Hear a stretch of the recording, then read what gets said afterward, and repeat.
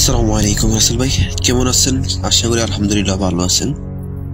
আজকে আমি আপনাদের সামনে একটা ঘটনা শেয়ার করবো ভাই। ঘটনাটা এরকম যে সেটা আমার সাথে নিজ ঘটে গেছে। আমি সৌদি আরব যখন ফার্স্টে আসি তখন থেকে আর একটা ঘটনা।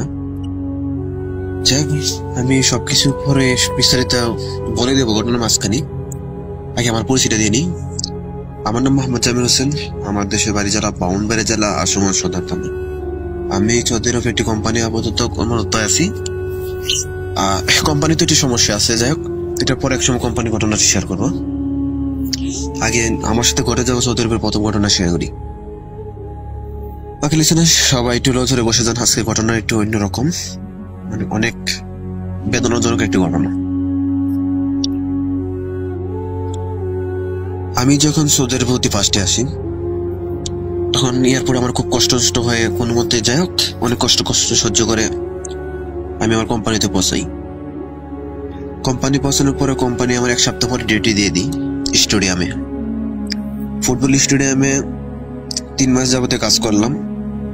করার পরে হঠাৎ আমাকে ট্রান্সফার করা হয় যে হসপিটালে সৌদি আরব রিয়াদ আল কাসিম। কিন্তু হসপিটাল নামটা আমি শেয়ার করতেছি না, কারণ হসপিটালটা উদাহরণটা আমি দিই।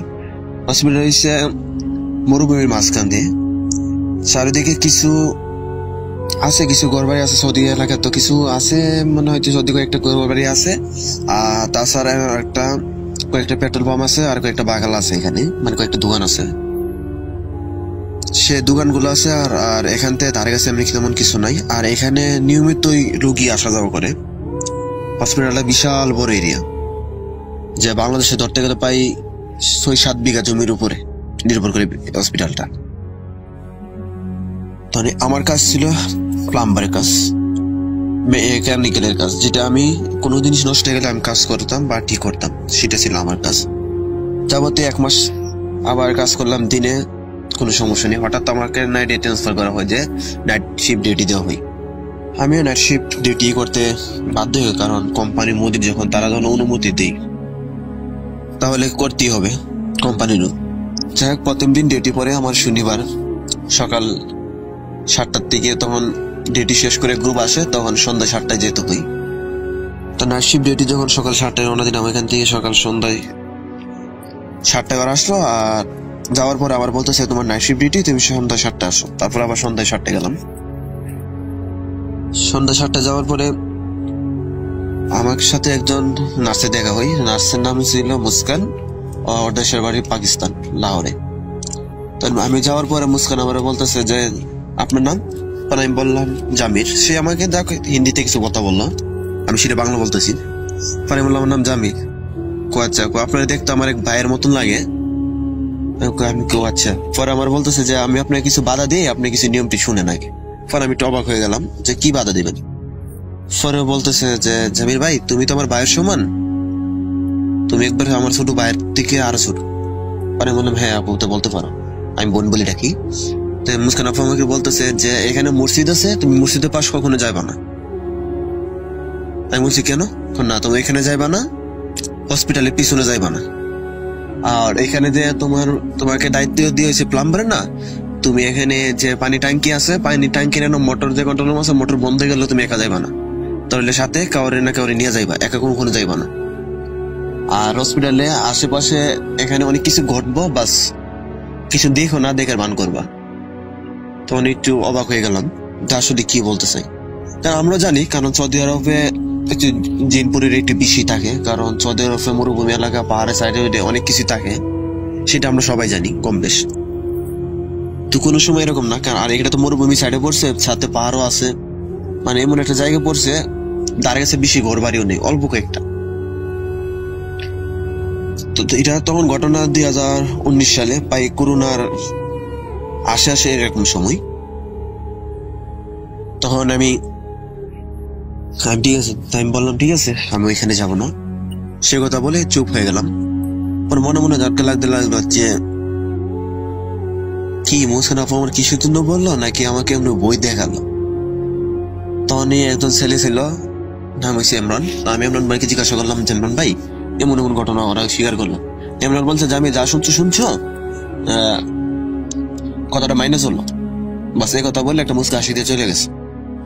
তা আমি একটু অবাক হলাম, আসলে ঘটনাটা কি, আমার পুরো বিস্তারিত জানতে হইল। তা আমার শরীর একটু নড়েচড়ে বসলো, আমিও চুপমতে নড়েচড়ে বসে বললাম। তারপরে আমি আবার তারপর দিন ডিউটিতে গেলাম, দেখলাম মুস্কান আপু দেখে ভালো করে জিজ্ঞাসা করতেছে, আমার জন্য খানা নিয়ে আসছে। কারণ ছোট ভাই বলে ডাকতো, ওনার খুশির জন্য আমার জন্য বিরিয়ানি রান্না করে নিয়ে আসছিল। পরে খাইলাম, হয়তো কোনো বাংলাদেশি মেয়ের সাথে ছিল, হয়তো বাংলাদেশে বিরিয়ানি রান্না শিখেছিল। খাওয়ার পরে মুস্কান আপুর সাথে আমি কথা বলতেছি, হঠাৎ খেয়াল করলাম একজন মহিলা একটা ছোট একটা বাচ্চা কোলে নিয়ে, মানে যে দিকটা মানুষের দেওয়া হয়েছিল যে হসপিটালে পিছন দিয়ে সে এরিয়াতে না যাওয়ার জন্য, দেখলাম ওই দিক দিয়ে হাইটে চলে যেতেছে। তো মুস্কান আপুর জিজ্ঞাসা করলাম, আপু এই মহিলাটাকে একটা বাচ্চা নিয়ে যেতেছে তো রাত্রেবেলা এখানে, এখন যাওয়াটা দেখে বলে আপনি বলতে ঠিক না, কোথায় তুমি মহিলা দেখতেছো? আমি বলতে মেয়েদের দেখলাম। আমি না জামির ভাই, তোমার দোহাই দিয়ে বলি, তুমি কখনো এদিকটা যাইবা না আর ওই দিক তাকাইবা না। অনেক বলতাম, কেন মুস্কান আপু ওইখানে তো অনেক লোকজন দেখতেছে যাইতেছে চলতে পারতেছে। না ভাই তুমি যাইবা না, তোমার আমি নিষেধ দিছি, তুমি কখনো যাইবা না। পরে বলতাম ছোট একটা মহিলা যাইতেছে বাচ্চা নিয়ে, সেটা এটা সমস্যা কোনো?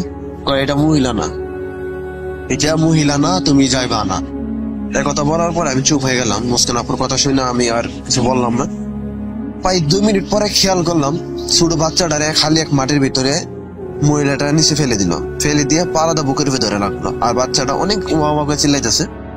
তো আমার মনে খুব একটা কষ্ট জমাইতেছে যে বাচ্চাটা এত বেদনা একটা কান্না করতেছে, মায়া লাগারই কথা, ছোট একটা বাচ্চা। আমি সহ্য না করতে পারি, মুস্কান আপু আমি গেলাম, আমি গিয়ে অবশ্যই বাচ্চাটা বাঁচাবো। এই কথা বলার পরে আমি জলদি মুস্কান আপুর থেকে দূর দিলাম, কারণ মুস্কান আপু এখানে খেয়াল করলো আমি দূর দিলাম, কারণ মুস্কান আপু বুঝতে পারছে এখানে কিছু একটা ঘটবে। তাই জন্য মুস্কান আপু কিছু লোকজন নিয়ে এসে আমার পিছনে দূর দিল, কারণ ডাইক দিল। মুস্কান আপু চিলিয়ে দেওয়ার পরে অনেক লোকজন বেড়ে গেল, মুস্কান আপু দূর দিল। আমি দূরে যাইতে যাইতে পাই আমার 1 মিনিট সময়তে লাগছি, ওইখানে গিয়ে পৌঁছলাম। আমি পৌঁছার পরে আমি মহিলার জিজ্ঞাসা করলাম, আপনার সমস্যা কি? তখন সেটা আরবি কারণটি তো আমি বাংলাতে বললাম, কোনো উত্তর পাই না। তারপরে হিন্দিতে বললাম, তখন উত্তর পাই না। তখন আরবিতে জিজ্ঞাসা করলাম, আপনি কে? তখন কোনো উত্তর দেয় না, শুধু আমার আঙ্গুল ইশারা দিয়েছে চলে যাওয়ার জন্য, বাস বোরকা পরা ছিল। পরে আমি জিজ্ঞাসা করছি, কে আপনি? আপনি আমার বলেন, ছোট বাচ্চারা কি অপরাধ, আপনি কিসের জন্য মারতেছেন? পরে কোনো উত্তর দেয় না। তারপর জিজ্ঞাসা করলাম যে আপনাকে আল্লাহর দোহাই দিয়ে বলতেছি, আপনি ছোট বাচ্চাকে ছাইরা দেন, আমার হাতে দিয়ে দেন। সে আমাকে এমন একটা গর্জন দিল, সে গর্জন আমি প্রস্তুত ছিলাম না, মনে হয় যে আমার কলিজাটা বের হয়ে যাচ্ছে। তখন আমি একটু ভয় অর্জন হয়ে গেলাম। তখন আমি জিজ্ঞাসা করলে, আপনি কি বাচ্চাটা আমার কাছে দিয়ে দেন? তখন আমি চুপ মধ্যে বলছি দিয়ে দেন। তখন আমার দিকে ভাই এভাবে তাকালো, আমি খেয়াল করলাম ওর 2টা চোখ নাই, চোখ 2টা উপর দিকে পড়ে গেছে, মুখ দিয়ে রক্ত টপ টপ করে পড়তেছে, আর মাথাটা বলতে এক পাশে একবারে কঙ্কালের মতো হাড় দেখা যাচ্ছে, আর এক পাশে মাংস, মানে পচে যাচ্ছে, গলে গলে পড়তেছে, এরকম কিছু। তখন আমার মনে একটু ভয় এভাবে কাজ করলো আমাকে যে আমি লড়তে পারতেছি না। কারণ আমি তো আল্লাহ কাছে দোয়া করতেছি, আল্লাহ তুমি আমার কিন্তু কোনো মধ্যে জ্ঞান হারানোর সুযোগ দাও, আর নয়তো আমাকে কিন্তু উদ্ধার করো। বলতে বলতে হঠাৎ আমি মাটিতে লুটিয়ে পড়ি। তখন এই মুস্কান আপু কিছু লোকজন নিয়ে আসে, আসার পরে আমাকে নিয়ে যায় ভিতরে, নেওয়ার পরে আমাকে হসপিটাল নিয়ে যাওয়ার পরে আমাকে ট্রিটমেন্ট করার পরে প্রায় 7 ঘন্টা পরে আমার জ্ঞান ফিরে। পরে একজন ডাক্তার ছিল, হাদিয়া বিন আব্দুল শেখ সাইদ, সে আমাকে বলছিল, জামিন তোমার যাওয়াটা এখন ঠিক হয় নাই, তোমাকে মুস্কান নিষেধ করছিল, তারপর তুমি মুস্কানের কথাটা শোনো নাই। আর মুস্কান এখানে আজকে নতুন না, মুস্কান এখানে 14 বছর ধরে আছে, তুমি মুস্কানের কথাটা শোনা দরকার ছিল, নেক্সট টাইম দিয়ে একা কোন সময় যাইবা না। আমি বললাম ঠিক আছে, আমার ভুল হয়ে গেছে। পরে আমি ক্ষমা চাইলাম, অনেক কিছু বললাম। বলার পরে তারপর দিন আবার ডিউটিতে গেলাম, কিন্তু আমি গিয়ে ওইখান থেকে লড়তে পারতেছি না, কারণ আমার শরীরে এত জ্বর, আর শরীর কেমন ধরে একটা বই কাজ করতেছে আমার। তারপরে আমি 2 দিন হসপিটালে ভর্তি ছিলাম জ্বরে ক্লান্ত হয়ে। প্রায় 4 দিন পরে আমি আবার ডিউটিতে জয়েন করার পরে দিন আবার একটা দিন ছিল আপনার 2টা সিজারের হবে, কিন্তু কোন একটা সমস্যার কারণে সিজারটা বাধ্যতামূলক করতে হইতেছে। তখন মোটরে পানি দরকার ইমার্জেন্সি, মোটরে একটু সমস্যা দিতেছে, কন্ট্রোল রুমতে বারবার মোটর বন্ধ হইতেছে, বারবার বন্ধ হইতেছে। তো মুস্কান আপুর বললাম যে আপু বারবার তো মোটর পানি বন্ধ হইতেছে, আমার তো একা যাইতে হবে খাজানি মেনে। আমার সাথে তো আমি এখানে কেউ নাই, আর আমার কাছে তো এখন ইমরান ভাই, শফিক ভাই আর কেউ এখানে আপাতত নাই। পরে বলতেছে যে আমি ঠিক আছে, তাহলে তোমার জন্য কেউ নাই, আমি চলো তুমি আর আমি যাই। আর আরেকজন চৌধুরী একজন ডাক্তার ছিল, শেখ রাসেল, সে গেছিল আমাদের সাথে। যাওয়ার পরে এনএসএ নামলাম। আমি নামার পরে খেয়াল করলাম যে লাইটটা সবসময় 24 ঘন্টা জ্বলা থাকতেছে, লাইটটা অন্ধকার। খাজানটা কেমন কেমন নিবো আলো বাপ।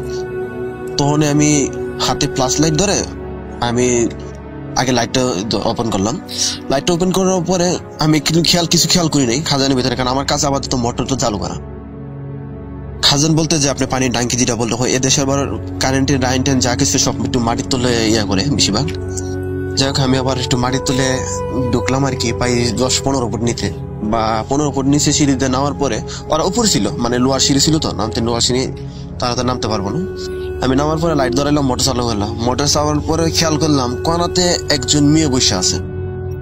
তখন আমার একটু ঝাটকা লাগলো যে এরকম যে এত রাত্রে, রাত বাজে 2টা, এখানে মেয়ে কিভাবে আসবো। তোর মনে আমার ওইখানে প্রশ্নটা জেগে গেছে। তো আমার সরকার মুস্কান বলে ডাকতেছি যে বোন আমার বাসা। এই কথা শোনার পরে শেখ রাসেল তিনি তাড়াতাড়ি মসজিদের ইমাম সাহেবকে ফোন দিয়ে, ইমাম সাহেব চলে আসে। 4 মিনিট সময় লাগে। 4 মিনিটের ভিতরে আমি এখানে ওকে নিয়ে পড়ে যাই। আমি জিনিসটা খেয়াল করলাম যে মহিলাটা এভাবে আমার দিকে তাকাইছে, মাথার চুলগুলো এক নিজের থেকে নিজে টাইনে নিয়ে আসে, চুষা খাইতেছে। আমার বলতেছে আই। তখন আমি একটু এত বই পাই গেছি যে এখানে নিজের কন্ট্রোল করতে পারি নাই। তো এখানে আমি উল্টে পড়ে যাই।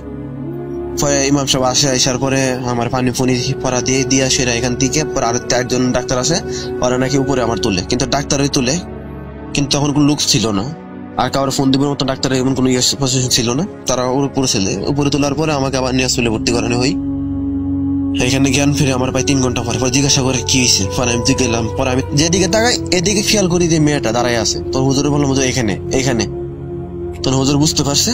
পরে হুজুরে কোরআন শরীফের থেকে কিছু জিনের থেকে একটা আয়াত পড়া, পরে আমাকে কিছু ফু দিল আর আমাকে একটা দোয়া দিয়ে দিল। বলছে এই দোয়াটা তুমি সবসময় পাঠ করবা, দেখবার কোনো সমস্যা হইব না। তো দোয়াটা পাঠ করলাম, কিছু জিনিস পরে নিলাম, আর কিছু দোয়া পরে হুজুর একটু পানি দিছিল খাইবার জন্য, কিছু খাইলাম। আর হুজুরে ছিল পাকিস্তানের, হুজুরও আমাদের এই ইমাম সাহেব ছিল পাকিস্তানের। পানি খাইলাম। পানি খাওয়ার পরে সুস্থ নিজে খুব ভালো লাগতেছিল, কিন্তু জ্বরটা একটু আবার বেড়ে গেছিল। যাই খুব কষ্ট করে সেদিন রাত্রে আমার পাশে যাই ডিউটি করতে। তারপর দিন আবার যাই। মুস্কান বলতেছে আমির ভাই, তোমার সাথে নিয়মিত কিছুদিন না একদিন কিছুদিন পরে ঘটনা ঘটতেছে, তুমি একটু সাবধানে থাইকো। পরে বলতে ঠিক আছে। সাবধানে কথা বলার পরে আমি চুপ হয়ে গেলাম। আসল ভাই চুপ হয়ে যাওয়ার পরে এত একটা বই ক্রাশ করছিল আমার, যা আমি বোঝাতে পারবো না। তারপরে আমি চলে যাই হসপিটাল চেক করার চিন্তা ভাবনা করি যে আমি হসপিটাল করবো না। কোম্পানির মধ্যে জিজ্ঞাসা করি যে স্যার আমি এখান থেকে থাকবো না, আমি এখান থেকে চলে যাবো। পরে বলতেছি না যাবি, তোমার এখানে থাকতে হবে, তুমি আর কয়েক মাস থাকো, কিছু নতুন লোক আসবো, আসলে বিষয় বাড়ানো হয়েছে, বাংলাদেশ থেকে আসলে তাদেরকে দায়িত্ব দেওয়ার পরে তুমি এখানে চলে যাও। আর তুমি স্যার এখন আপাতত এখানে কোনো দায়িত্ব আপাতত কেউ নাই, আর যারা ছিল তারা তো জানোই ছুটিতে চলে গেছে কয়েকজন। আসলে ভাই সত্যি বলতে কি জানেন, প্লাম্বারে বলতে একমাত্র আমি ছাড়া কেউ এখানে ছিল না। আর হসপিটাল তো সিজার হইতেছে, আপনার অপারেশন হইতেছে, অনেক কিছু হইতেছে। এত কিছু হই তাহলে অবশ্য পানির হয়তো জরুরি দরকার, আর আমি না থাকলে হইতে পারছে না। কিন্তু দিনের বেলা যে আছে সে একবারে নতুন, মানে সে কাজ বলতে কিছু বোঝে না। বাধ্যতামূলক আমার এই বর্তমানে দায়িত্ব হয়, যে সময় ফোন দেয় রাত নাই দিন নেই আমার এখানে যাইতে হয়। কিন্তু ডাক্তার আমি বলে দিছি যে আমি এত রাত দিন ডিউটি করতে একা তো পারবো না, কারণ আমি তো একজন মানুষ। মানে আমার বলছিল যে সমস্যা নাই, রাত্রিবেলা আইসা ডিউটি করতে পারতো, যখন পানি লাগবো তোমার ডাইকে দিব, তোমার এখানে রুম দেওয়া হয়েছে, তুমি রুমে দরকার হলে ঘুমাইবা, রাত্রে ঘুমাও দিনে ঘুমাও, সমস্যা নেই, দরকার লাগলে তোমাকে ডাক দিয়ে হইব বা সদব করে দিয়ে হইব। পরে আমি একটু বললাম তাহলে ঠিক আছে সমস্যা নেই, তাহলে আমি 24 ঘন্টা ডিউটি করতে সমস্যা নেই আমার। এই চিন্তা করে রাসেল ভাই থাকতে লাগলাম, হসপিটালে থাকতে লাগলাম। থাকতে থাকতে হঠাৎ একদিন রাতে একটা শব্দ আসে, এত একটা গর্জন ভয়ঙ্কর, মানে ঘোড়ার পার শব্দ, এরকম কম কম কম একটা শব্দ হইতেছে। পর আমি বাইর হলাম। আবার আমার পাশে আবার ওইখান দিয়ে একটু দূরে একটা মসজিদ ছিল। তখন আমার খেয়ালটা ছিল না, মুস্কান আপা নিষেধ করেছিল মসজিদ দিকে না যাওয়ার জন্য। আমি বাধ্যতামূলক কি কারণে যেন ওইখানে আবার চলে গেছিলাম মসজিদের দিকে। মসজিদ দিকে যাওয়ার পরে খেয়াল করলাম মানে এমন একটা নিঃশ্বাস ফালাইতেছে, মানে বিশাল বড় বড় নিঃশ্বাস, জীবন যেন একটা অপর থাকতেছে। হুজুর তো আমাকে দোয়াটা দিয়েছিলাম, দোয়াটা পড়তেছিলাম, এত শরীর বেশি লাগতেছে না। তখন আমি হাইটে সামনে যাইতেছি, কিছু খেয়াল করি না। হঠাৎ পিছনে ঘুরে তাকাই দিয়ে আমার পিছনে একজন ঘোড়া দাঁড়ায় আছে, ঘোড়ার উপর একজন মানুষটা বলে দাঁড়ায় লইছে, যে ঘোড়ার উপরে একটা ছুরি নিয়ে আসে, ঘোড়ার উপর বসে আছে, আর মাথায় একটু টুপি, পাগড়ি পরা টুপি পরে আছে। তখন রাসেল ভাই আমি খেয়াল করলাম যে মাথা টুপি পাগড়ি পরার পরে তারপর হাতে একটা ছুরি নিয়ে আসে বসে আছে। আমাকে বলতেছে যে এখানে আমি কিসের জন্য আসছি। পরে আমি বলছি এখানে আমি আসছি এমনি, আমি একটা শব্দ শুনতে পারলাম তাই জন্য আসছি। কিন্তু ঘোড়াটা অপর পাশে ছিল, লোকটা আমার পিছন থেকে কথা বলতেছে।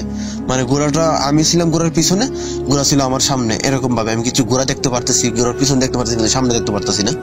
কিন্তু সে লোকটা সামনে ছিল, কিন্তু আমার দিকে তাকায় না, পিছন দিকে রয়েছে। তারপরে হঠাৎ বলতেছে এখান থেকে চলে যাওয়ার জন্য। আমি বলছি ঠিক আছে চলে যাবো। আমি যখন ঘোড়ার সামনে যাবো, খেয়াল করলাম ঘোড়ার মাথা নেই, আর রক্ত টপ টপ টপ টপ করে রক্ত পড়তেছে, আর এই রক্ত টপ টপ আর ঘোড়ার নিঃশ্বাসটা এমন হইতেছে।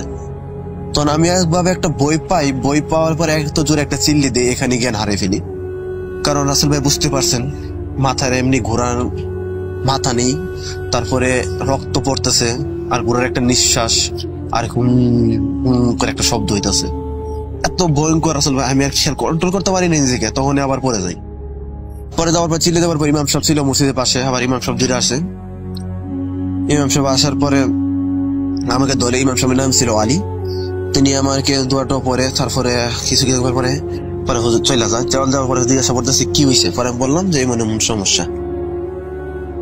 তোমাকে নিষেধ দেওয়ার পরে তুমি কেন এখানে আসো? হুজুর এরকম সমস্যা, ভাবছি আপনার কোনো শরীর খারাপ হইব, আর এরকম শব্দটা শোনার পরে আমি দূরে বাইরে আসলাম, কারণ ভাবলাম হয়তো আপনার কোনো সমস্যা, তাই জন্য আসছিলাম। পরে ইমাম সাহেব বলছো না এরকম কোনো সমস্যা হলে কোনো সময় বাইরে না, আর এখন কোনদিন বাইরে হইবা না, দরকার আমার ফোন দিবা। পরে আমি বললাম, পরে চলে গেল। পরের দিন স্বপ্ন দেখতে লাগলাম আমি, ঘোড়াটা বারবার আমার বলতেছে যে কখনো আর এখানে আসবি না, আর কাউকে আমার কথা বলবি না। বারবার আমাকে হুমকি দেওয়ার মতন কথা বলতেছিল।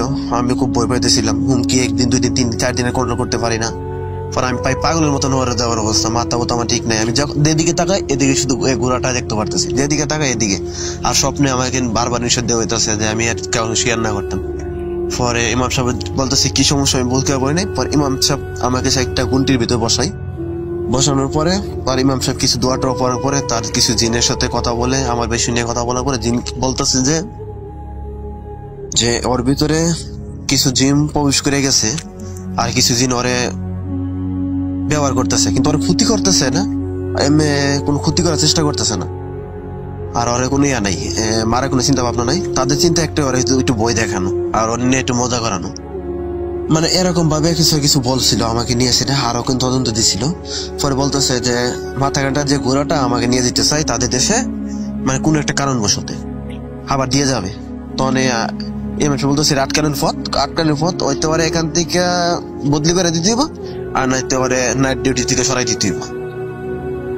পরে কথা বলার পরে, জিনিস সাথে কথা বলার পরে ইমাম সাহেব বললো যে তোমার এখানে থাকাটা ঠিক না, আর নাইতে তোমার এখন চেঞ্জ করতে হইব। পরে আমি আবার একথা শোনার পরে মুদের সাথে করলাম, আর শরীরে এত ঝোর রাসেল ভাই কি বলবো, মার মাথা এত ব্যথা।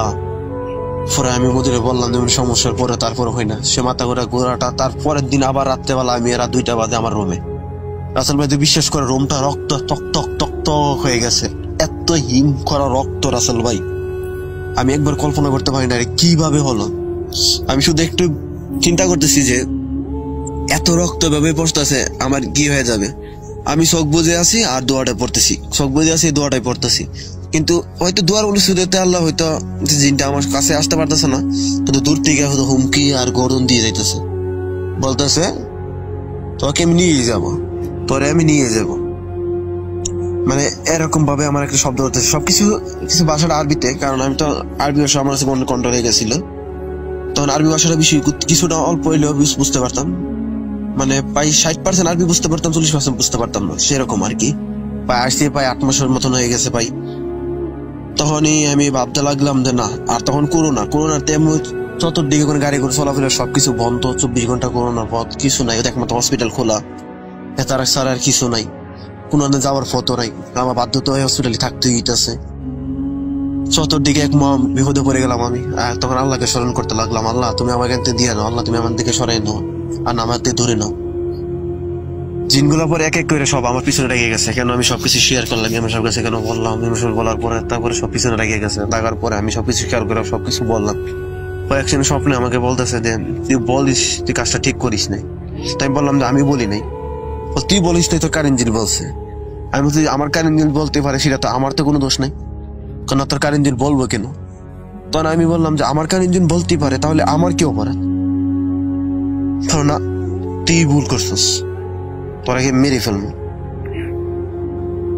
তখন খেয়াল করলাম যে পাখি পরা যে হুজুরটা ছিল সে পথ দিকে ঘুরলো। ঘুরার পর দেখলাম তার চেহারাটা কি বলবো, প্রায় বানর না কুকুরও না, এরকম ভাবে একটা মুখটা এরকম যে সারা মুখে পশম অনেক বড়, ভাল্লুকের মতন হাতের নখগুলা, পা গুলা বিশাল বড়, আর গলাটা আসলে এত লম্বা যা বলে বুঝাইতে পারলাম না, যেটা আমি স্বপ্নে দেখলাম। আর ঘোড়াটা মাথার থেকে রক্ত কি কারণে পড়ে গেছে সেটা বলতে পারলাম না, কারণ ঘোড়ার কি কারণে মাথা আলাদা হয়েছে তাও বলতে পারলাম না। শুধু তো জানি সে আমার বলতেছে তোরা আমি নিয়ে যাবো, তো চলে নিয়ে যাবো। পর আমি বললাম না, সেটা তো হচ্ছে না, আমার তো কিছু একটা করতে হইব। পর আমি ইমাম সাহেব বললাম হুজুর এরকম সমস্যা, এরকম এরকম, আমাকে হুমকি দিছে, মারার হুমকি দিছে। পরে বলতেছে যে না, তাহলে তো ব্যবস্থা একটা নিতে হবে। তখন অলিদ নামে একজন সৌদি আরব ছিল, সে তার কাছে সবকিছু শেয়ার করলাম। সে একজন মুফতি ছিলেন, তিনি আমাকে বলেছিলেন যে জামির এরকম সমস্যা যখন তোমার, আমি তোমার সাথে থাকবো। ইমাম সাহেব আমার সাথে থাকতে লাগলো 2 দিন। তারপরে 3 দিন মাথায় ইমাম সাহেবকে আক্রমণ করা শুরু করলো। ইমাম সাহেব হাতের নখ সে চিমড়ি লাগতে লাগলো। একদিন ভালো ছিল, পরের দিন ঘটনা শুরু হয়ে যায়। তো ইমাম সাহেব বুঝতে পারছে যে আমার সাথে কিছু একটা ভয়ঙ্কর ঘটনা তারা আমার সাথে জড়িয়ে গেছে বা ভয়ঙ্কর ঘটনা ঘটাইতে চাইতেছে। তখন ইমাম সাহেব আমার সবসময় নিষেধ করছিল আর অলিদের সাথে থাকার জন্য বলছিল। সে অলিদে আমার সবসময় আমাকে জড়াই লাগতো, দেওয়ার পরে আমাকে সবসময় সেফটির ভিতরে রাখার চেষ্টা করতো, একই লড়াই করতো, এই জিনগুলোর সাথে একই লড়াই করতো। অনেক কষ্ট করার পরে তাই মহিলা জিনটা, প্রথম যে জিনটা আমাকে আক্রমণ করছিল, জিনটাকে বন্দি করে ফেলে। বন্দি করার পরে এক বোতলে বন্দি করে আমার বলছে পানির বোতল দেওয়ার জন্য, পানির বোতল ছিল আমার এখানে, পানির বোতল ছিল, বলছে পানিটা ফালাই দেওয়ার জন্য, পানিটা ফালাই দিয়ে পরে বোতলে বন্দি করে। পরে বলতেছে ওরা অনেক অনেক জিন আছে এখানে, ওদের একা পারতেছে না। তারপরের দিন একজন ছেলে আসছে আবার নতুন কৈতিকা জানে না কোনো নামাইদে ছেলেকে নিয়ে হয়েছিল। সে আবার কি কারণে জানে আমাদের বিল্ডিং হসপিটাল ছাদে গেছিল। ছাদে যাওয়ার পরে টিকটক ভিডিও বানাতেছিল। হঠাৎ ছাদের থেকে চিৎকার দিয়েছে আমার বাঁচাও, আমাকে বাঁচাও, আমাকে নিয়ে গেল, আমার নিয়ে গেল। এই কথা বলার পরে সবাই আবার দূরে ছাদে গেলাম। ছাদে যাতে দেখলাম ছেলে ছাদে দাঁড়াই লিছে। হঠাৎ 3 তলা ছাদের উপর থেকে মাটিতে পড়ে গেছে, পরে মাথা ফেটে হাত পা ফেটে এখানে মারা গেছে। মারা যাওয়ার পরে রাসেল ভাইয়ের নিয়ে হই এখানে নিয়ে আসে, নিয়ে আসলাম। আসার পরে পরে স্বপ্নে ছেলেটা হুজুর বলতেছে যে হুজুর আমি মারা যাইনি, আমাকে এভাবে মারানো হয়েছে, আমাকে বাঁচান, আর দয়া করে আমার লাশটা মা বাবার কাছে পৌঁছাই দেন। তো এই কথা এমনি করুন না, সবকিছু বন্ধ। তোর হুজুর 1 দিন 2 দিন করে খেয়াল করতেছে, কি করবে কিছু বুঝতে পারতেছে না। একটা লোকের জীবন নিয়ে গেল, এখন আমার পিছনে রেগে গেছে। তো হুজুর চিন্তা করলো যে না, তাহলে আমারে বাঁচাইতে হইব। এখন টার্গেট যখন বলছে, যখন আমার বাঁচাইতে হইব। তখন হুজুরের জন্য ছেলেটা কথা বলার পরে তখন হুজুরের চিন্তা ভাবনা করলো না, এখন ছেলেটা কি আগে প্রথম বাঁচাইতে হইব, বাঁচানোর পরে তারপরে এখন আমার চিন্তা ভাবনা করতে হইব। হুজুর কিভাবে লাশ ফাটাই হুজুর মাথা ঢুকতেছে না। পরে আমার কাছে সবকিছু শেয়ার করলো। পরে আমি আমার ম্যানেজারের সাথে কথা বললাম, পরে বলতেছে ঠিক আছে লাশ দেশে পাঠানো হইবে, আগে ফ্লাইট চালু হোক। তখন লাশ ফ্রিজের মর্গে লাগা দেওয়া হয়েছে। তো অনেক খেয়াল করলাম যে ঘুরা কাটা যে মাথাটা ছিল, যে রোগটা, ওর সাথে এই ছেলেটা মানে কোনো একটা রুশি ধরে সবসময় থাকে, মানে আমি স্বপ্নে দেখতে পারতাম সে রুশি ধরে লাগতো আর সে লোকটা বসে থাকতো। বলতেছে ও একা ঘুরা কন্ট্রোল করতে পারে না, আমাকে দরকার। মানে আমাকে নিয়মিত হুমকি ধুমকি দেখে দেখতো। আমি আসলে ভাই পাগলের মতো হয়ে গেছিলাম, না পারতেছে কিছু বলতে, না পারতেছে সহ্য করতাম। আমি দিন দিন পাগলের মতো হয়ে যেতেছিলাম। মাথার চোর নিজে নিজে খাইতাম, নিজে খাইতাম। আমি শুধু দেখতাম পোকা মাকড় খাওয়ানোর সুইটে দিত, আমি কিছু করতে পারতাম না। মানে তনে বেশি অত্যাচারের কারণে ডাক্তার বুঝতে পারছে এটা পরমাণু কিছু না। আমাকে সবসময় ইঞ্জেকশন দিয়ে আসে, আমার ঘুম পাড়াই লাগতো, আমাকে অজ্ঞান করা লাগতো, স্যালাইন লাগাই লাগতো, মানে কিছু না কিছু সবসময় থাকতো। তো মুস্কান সবসময় আমার কাছে থাকতো, আমাকে সবসময় নার্সের দায়িত্ব, একাই আমার দায়িত্ব নিত। সে সারা রাত থাকতো, এমন সময় হয়েছে যে অলিদ আর মুস্কান একসাথে রাত্রেবেলা পাহারা দিত, কারণ রাত্রেবেলা আমি একা বলে চলে যাইতাম, কই যাইতাম আমার কেউ খেয়াল করতে পারতো না। তো সিসি ক্যামেরার ভিতরে প্রকাশ করলে সিসি ক্যামেরা খেয়াল করতো যে আমার কেউ ডাইনে নিতেছে গা বা কেউ নিয়ে যাইতেছে গা, কিছু একটা ছাই আইতেছে, ঘোড়ার উপরে বসে আইতেছে, এরকম কিছু খেয়াল করতো। পরে ওর টার্গেট ছিল এরকম যে আমাকে নিয়ে যাবে। পরে এরকম করতে করতে করতে করতে হঠাৎ একদিন হুজুর টার্গেট করলো যে না, এই ঘোড়াটা বন্দি করার জন্য। তো ইমাম সাহেব অলিদ আর অলিদের দুজন বন্ধু ছিল, তারা আসছিলেন, তারা স্কলার ছিলেন। তারা আসার পরে সবাই মিলে একসাথে বৈশা এই ঘোড়াটা ধরে বন্দি করতে তার সক্ষম হই। ঘোড়াটা বন্দি করার পরে পরে ইমাম সাহেব আমাকে কিছু কথা বলে, এই ঘোড়াটা নাকি বলে এটা আমার ধর্মসূত্র থেকে ধরে আমার পিছনে লাগিয়ে আছে। আর পিছনে আছে বলতে এটা আমার বাংলাদেশ সুনামগঞ্জ তাহিরপুর থানাতে, এখান থেকে কিছু একটা সম্ভব ওইখানে পাহাড়ের থেকে ওইখানে গেছিলাম আমি ছোটবেলা বলে, ওইখানে আব্বু আম্মু এখানে বলে আমার নিয়ে গেছিল। ওইখানে যাওয়ার পরে কোনো একটু সম্ভবত আমি ছোট ছিলাম, তখন আমি খেলাধুলার পথে একটা পাথর নিয়ে বলে আমি ওইখানে ডিল মারছিলাম যেখানে ঘোড়াটা থাকতো। কিন্তু থাকার পরে সে আমাকে সবসময় খুঁজে বেড়াইতো, পাই না পাই না। হঠাৎ একদিন কি কারণে যে সৌদি আরবে এখানে এসে বলে আমাকে খুঁজে পাই। কিন্তু রাসেল ভাই আমি এটা একটা কল্পনা করলাম যে, মানে কল্পনা বলতে একটা ভাবতে লাগলাম যে আমি ছোটবেলা যদি এরকম হইতো তাহলে সে আমার সাথে প্রায় 20টা বছর ধরে, তাহলে আমি একদিক সেদিক আছি, মানুষ আছে, সে আমাকে খুঁজে পাইলো না। 20 বছর পরে সে আমাকে কিভাবে সৌদি আরবে খুঁজে পাই আমি এটি বুঝতে পারলাম না। তখন আমার একটু বই ক্রান্ত হয়ে গেল, না পারছি বাড়িতে সহ্য করতে, না বাড়িতে পারতেছি শেয়ার করতে। বাড়িতে শেয়ার করতে মা এমনি, কারণ আমার 2টা কিডনির সমস্যা, পানি হয়ে গেছে, আর কিডনির এমনি সমস্যা হইতেছে। আর দ্বিতীয় কথা এমনি একটু সমস্যার ভিতরে আমার পরিবারটা ছিল, একটু প্যারামেন্ট ভবিষ্যৎ, কারণ পরিবারটি সমস্যার ভিতরে ছিল বলতে কয়েকদিন পরে পরে আমার আম্মুকে কেউ একজন ডাকতো নিয়ে যাওয়ার জন্য, বলতে চলে আয় চলে আয়। তখন আম্মু শুধু কান্না করতো আর আমার গলা জোরে বলতো যে বাবার আমি মনে বাঁচতাম না, আমি বাঁচতাম না, এরকম কিছু একটা বলতো। আমি বলে কেন আমার ডাকে কেউ। পরে আমাদের একজন পীর সাহেব ছিল, আমার মার পীর সাহেবের কাছে হয়েছিল বাইতুল্লাহ শাহ, তিনি কিভাবে কি করছিল সেটা আমি বলতে পারলাম না। তো ইমাম সাহেব বলছিল এখান থেকে জন্মসূত্র দিয়ে ও আমার পিছনে নিয়েছিল, আর ও আমাকে চাইছিল নিয়ে যাওয়ার জন্য তাদের দেশে। কি কারণে নিতে চাইছিল সেটা ইমাম সাহেব জানতে পারেনি। আর আমাকে বলা হয়েছিল যে এখান থেকে জায়গা ত্যাগ করার জন্য যত তাড়াতাড়ি সম্ভব। আমিও চেষ্টা করছি এখান থেকে জায়গা ত্যাগ করার জন্য যত তাড়াতাড়ি সম্ভব। সৌদি আরব চাইছিলাম সৌদি আরব থেকে চলে যাবো, আমি যাইতে পারি রাসেল ভাই, কোনো নতুন আটকে গেছিলাম। তখনই ভুলবশত একটু ফ্লাইট চালু হয়ে যায়। তখন হঠাৎ আমার মাথায় খেয়াল আসে যে দেখো হুজুর তো আমার বলছিল কথা লাশ দেশে পাঠানোর জন্য, এমনি লাশ প্রায় 6 মাসের মতন হয়ে গেছে ভাই। আমার ফ্যামিলি তো মনে করেন যে যোগাযোগ করতে আছে তাদের সাথে, আমার সাথে কোনো যোগাযোগ নেই কোম্পানির সাথে। পরে আমি মধুরে জিজ্ঞাসা বললাম যে এমন এমন সমস্যা, লাশটা কি কি করা যায়। পরে বলছে লাশটা দেশে পাঠা দেওয়া হয়, 1 সপ্তাহের ভিতরে সবকিছু কমপ্লিট করে লাশটা দেশে পাঠা দেওয়া হয়। তারপর থেকে চিন্তা করলাম আমি হসপিটালতে বেরিয়ে যাবো, হসপিটালতে বেরিয়ে যাবো। আর একটা ধাক্কা খাই, একজন লোক অনেক লম্বা, এত লম্বা, তার শরীরে তো সুগান ছাড়াইতেছে। আমার বলছে আজ থেকে তুমি অনেক মুক্ত, তুমি নিশ্চিন্তে থাকো, কোনো সমস্যা নেই। তখন আমি একটু অবাক হইলাম যে আসলে কি, হঠাৎ আমাকে এই কথা কেন বললো। পিছনে তাকায় দিয়ে লোকটা নাই। তখন আমি একটু অনেক বই পাই গেছিলাম, হয়তো ভাবলাম হয়তো কোনো একটা সমস্যার কারণে হয়তো কোনো কিছু একটা বোল টুল দেখছি, হয়তো তেমনও হতে পারে। সে বইটা মনে ভিতরে আক্রান্ত হয়ে গেছিল। তো রাসেল ভাই আজও আমি একা ঘুমাইতে পারি না, কারণ ঘুমাইতে গেলে রাসেল ভাই আমি ঘুমাই থাকলে আমি যে রুমে ঘুমাই রুমে নিয়মিতই মোমবাতি, আগরবাতি, কিছু হার, কিছু সবসময় আমার রুমের ভিতরে মাঝখানে পরে থাকে। যেখানে আমি খাওয়া দাওয়া করি এখানে রুমে মাঝখানে আমি বসে খাওয়া দাওয়া করতাম, সেইখানে পরে থাকতো প্রত্যেক দিন। এখনো নিয়মিত, এখনো প্রায় সময় ঘটে, কিন্তু আবার আপাতত মাসানিক ধরে ঘটনা একটু কিছুটা কম হইতেছে, কিন্তু নিয়মিত এগুলো ঘটতেই আছে।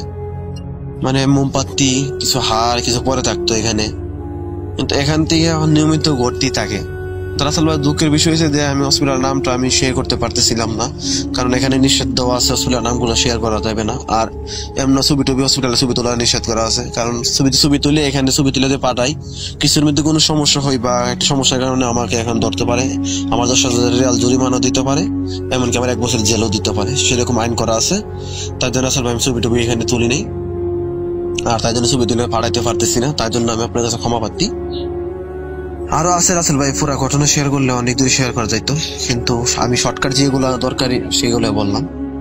কিন্তু এখন রাসেল ভাই একা ঘুমাইতে পারি না, সে শরীরে জ্বরটা আছে। রাসেল ভাই প্রতিদিন রাত্রেবেলা আমার জ্বর ওঠে, দিনের বেলা আলহামদুলিল্লাহ আমি ভালো সুস্থ জ্ঞান করি, তো রাত্রেবেলাটা পারি না। রক্ত পরীক্ষা করলাম, পশা পরীক্ষা করলাম, কত কিছু পরীক্ষা করলাম, রাসেল ভাই এখন পর্যন্ত আমি জ্বরটা কি জন্য এটা করতে পারতেছি না। আর এখানে রাসেল ভাই একটা কথা বলি, এখানে কোনো সৌদি আরবে তাবিজ তবিজ বা এরকম কিছু চলে না। বাংলাদেশে তাবিজ তবিজ দিয়ে বন্ধ করে রাখে, এখানে শুধু একমাত্র কিছু দোয়ার উপর নির্ভর আর কিছু পানি পরে কিছু দেই, এখানের উপর নির্ভর করে চলে। কিন্তু রাসেল ভাই ভৌতিক ঘটনাটা আসলে এরকম, যার সাথে ঘটে সে বোঝে তার বেদনা। আর আমি এখনো সৌদি আরব কর্মরত আছি, আর এখন আপাতত হসপিটাল ছেড়ে আমি এখন একটা কোম্পানিতে আপাতত জব নিছি। এখন রাসেল ভাই সে কথা মনে হলে এখনো কাঁপে, কিন্তু বিশেষ করে রাসেল ভাই ঘটনাটা যে ঘোরার ঘটনাটা একটু আমার জীবনটা রাসেল ভাই প্রায় শেষ দিকে করে দিছিল। দেখ মনে আল্লাহ তাআলা হয়তো কিছু না কিছুর জন্য বাঁচিয়ে রাখছে। আর আমার আব্বু মারা গেছে এই রমজানে, কয়েক রমজানের আগে মারা গেছিল, প্রায় 6 মাস হয়ে গেল। 18 রমজানে মারা দেয়া, 18 এপ্রিল মারা গেছিল। আমি 18 এপ্রিল সৌদি আরবে আসছিলাম, তখন 3 বছর যখন আমার যেদিন পূর্ণ হলো সৌদি আরবের বয়স, সেদিন রাত্রে রাত 3 কোটি টাকার আমার আব্বু মারা যায়। কোন একটা সমস্যার কারণে মারা গেছে। সবাই আব্বুর জন্য দোয়া করবেন রাসেল ভাই, আর আমার জন্য সবসময় দোয়া করবেন, সুস্থ দান করতে পারি। আর সবাই রিসেন্টলি ধরে বলি, ঘটনা আর কিছু আছে শেয়ার করবো অবশ্যই। আমার হসপিটালের ঘটনাটা শেয়ার শেষ হলো, তারপর পাহাড় অঞ্চলে একটা ঘটনা আছে সেটা শেয়ার করবো। তাছাড়া আরেকটি ঘটনা আছে যে আমি কোম্পানি ডিউটি করি, এখানে একটা ঘটনা আছে, এখানে শেয়ার করবো অবশ্যই। কোম্পানি ঘটনা অবশ্যই শেয়ার করবো সবার আগে, কারণ কোম্পানি ঘটনাটা এরকম যে এখানে 3টা লোকও মারা গেছে, আরো কিছু সমস্যা আছে। যাই হোক, আমি একসময় শেয়ার করে দেবো ইনশাল্লাহ। সবাই ভালো থাকবেন, সুস্থ থাকবেন, সবার জন্য ভালো থাকবেন। ওকে, আসসালামু আলাইকুম। আমরা চলে যাব আমাদের পরবর্তী ঘটনায়, এবং আশা করছি যে এই ঘটনাটি আপনাদের ভালো লাগবে। এটি একটা ইমেল, এবং এই ইমেলটি আমি রেখে দিয়েছি একদম সবার শেষে প্লে করার জন্য, তবে তার পরেও একটা অডিও ক্লিপ আছে যদিও। ছোট্ট একটা ইমেল, চলুন শুনে আসি, আশা করছি ভালো লাগবে।